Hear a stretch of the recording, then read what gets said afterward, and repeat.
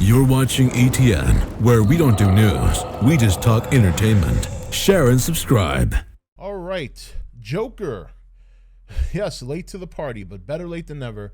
And I got a couple other movies on my slate coming this week. I got Once Upon a Time in Hollywood and It 2 that I'm going to be watching this week and doing videos here on the channel, kind of catching up with the late 2019, or rather the 2019 movie slate, and hopefully this year able to make it to more movies than I was last year. But here's Joker, all right? And this is not a review. This is just me sharing my thoughts, how I felt about the movie, how it made me feel, and that's it. I'm just sharing that with you. This was a very, very good movie. Very surprised, because despite the fact that I heard so many people enjoyed it, you kind of, these days with Twitter and Facebook and social media, when something starts trending, there are a lot of bandwagon hoppers. You know what I mean? So like if a couple of really notable people like a movie or speak up about it, most other people tend to come and just join the fray. So when people get really excited about a movie, or they start talking up about the movie like it's the best thing since sliced bread, I'm always a little skeptical, and I always want to say, okay, it's good to hear, but I want to kind of judge it on my own merits and my own, opinions. You see this happen a lot. A good example is like with Justice League. When Justice League, before it came out, there were screenings and people were talking up Justice League. And while I did like the movie, personally, it obviously didn't do too well. So finally got to see this last night. And I got to say, I was really, really impressed with the movie. But I got to say, Joaquin Phoenix is the reason this movie is so good. And they spent a lot of time with Joaquin Phoenix. That's another thing that I wasn't expecting. When you think about a movie that obviously like the Joker, and it's in a world of Batman, you would think there'll be certain other characters that you're going to learn about, things like that. And while there are other characters, everything is surrounded by Joaquin Phoenix. He is front and center in this movie, and that is probably the wisest decision they made, because Joaquin Phoenix really got into this movie. I mean, from the first 20 minutes of the film, I was cringed out by how odd he was, and I don't mean that in a bad way. I mean that in a way that, yes, that's what he should be doing. And the movie is really, it's funny. It's a little over 2 hours, and it's amazing how much happens in the first half hour. I didn't realize that until I stopped at one point, paused it to go get a drink, and I came back and I see, and it's like 35 minutes into the movie, and so much has happened at this point. And I love the way they made his laugh into a condition, or at least that's what you're led to believe, and there's a lot of that in this movie. They lead you to believe certain things. And I was very fortunate that I've more or less avoided all spoilers on this movie. You know what I mean? When it came out, and on the weekend that it came out, usually we have a rule on the nation where we don't talk spoilers till the Monday of that weekend of release of a movie. And I avoided the nation at least for a good week after the movie. And then, because once a week passes, kind of things tone down. People will meme, and a lot of the memes were him dancing on the steps. That wasn't a huge spoiler for me. So I got to see the spoiler free, and I got to say, there were a lot of things in the movie that I didn't, the way things played out, and the way he developed into what he became, that was just so well paced and so well written. Joaquin Phoenix, the amount of weight he must have lost for this movie is just, he really dove into this, and the movie really kind of makes you think about mental illness. One of the things he wrote in his book, in the movie, that, is probably very true for many people who suffer from any level of mental illness, is that, he wrote in the book, the funny thing about mental illness is people expect you to behave in such a way that you don't have mental illness. I'm paraphrasing, of course. And that's probably very true, and probably hits home for a lot of people, because it's something that's, even on a professional level. I mean, obviously we're all not doctors, at least not, I'm not, but it seems to be something that's so hard to diagnose. And people who don't understand that, or people who don't have the condition, will never understand how the person that's suffering from that feels. And this movie kind of gives that to you. Now, there was a lot of media attention given to this movie in terms of, the just people overreacting to what might or what could happen if you watch this movie. Look, this movie was not that violent. You had maybe several parts that were very violent. You know, for example, when he's in the apartment and his old coworker comes by and then he stabs him in the eye out of nowhere and smashes his head against the wall. That at that point was like the third or fourth violent part in the movie. And then later on, he shoots Robert De Niro's, Murray in the head. You know, the violent parts of the movie were very spaced out. It's not like it was constant violence throughout the movie. It is the movie's rated R because of those parts and because of the cursing, but it's not a rated R graphically violent movie. Like, for example, Deadpool. Deadpool, I find it to be, here's another R-rated movie, much more violent. And I think people see it differently because it's approached in such a comedic way, where this movie is very serious, it's very dark, it's very gritty. Another thing I loved about this movie was the setting.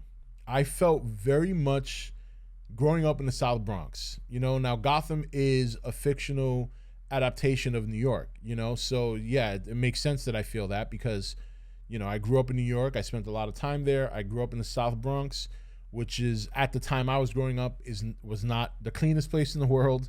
And, it's gotten a lot better now.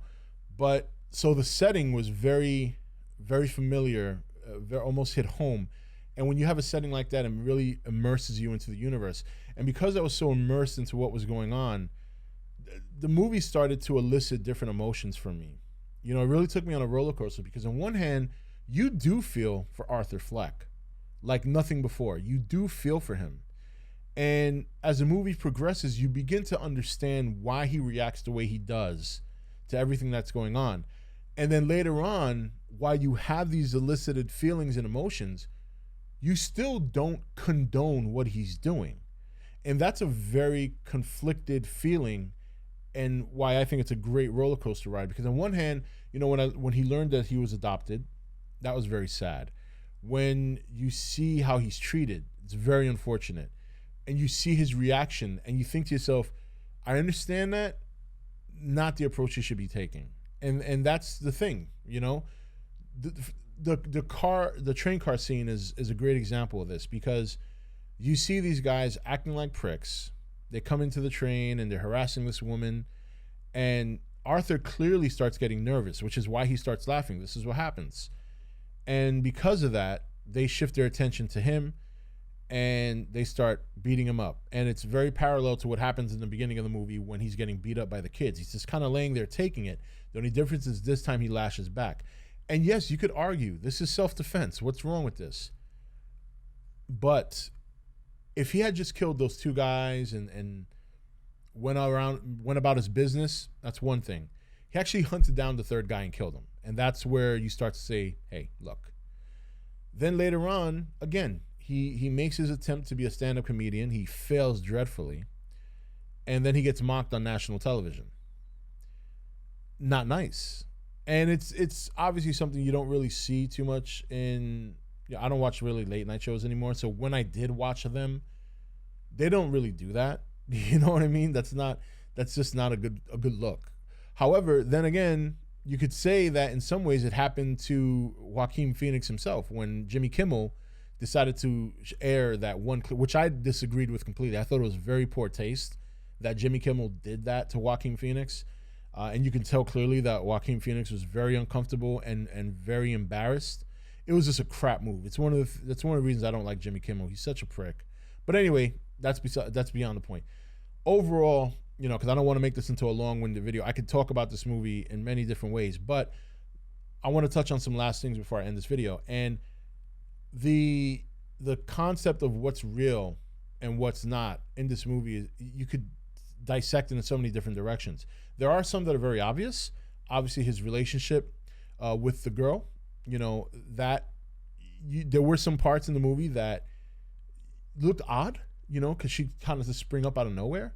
And then she was at the club, she was at the hospital when his mother had the stroke, things of that nature. And then you see him show up at her apartment after he kills those men, and he starts, obviously the premise is that he was having sex and all that, and kind of shows you where his mental state is when after you kill 3 people, you can think about having intercourse, which means that the idea of killing people was aroused. And then this was further confirmed later when he's at the hospital to get the records about his mother, and he's telling the guy, I did some bad things and I don't even care.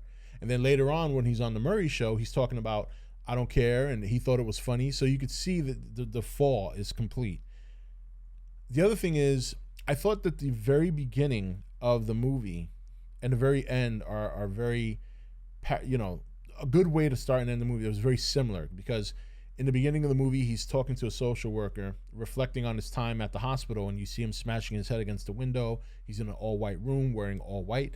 And then at the end of the movie, he is in an all-white building with talking to another psychologist, and he's wearing all white, and he's laughing.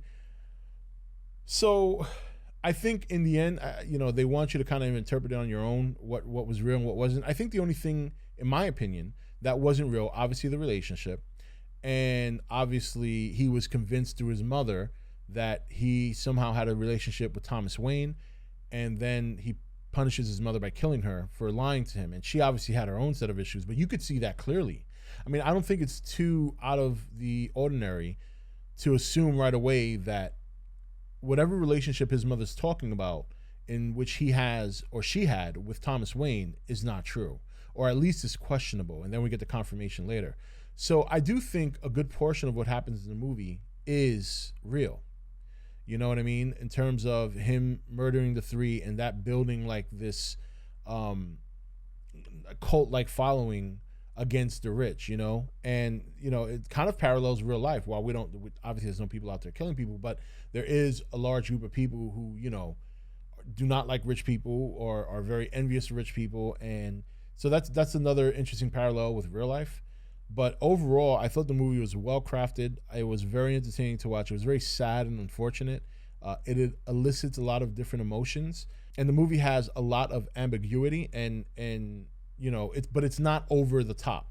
You know what I mean? Like, it's not the kind of thing where you sit home and you're like, You know, if you really give it a detailed look and you really kind of remember everything that happens in sequences, you can kind of pick apart, you know, what has a little bit more direct answers.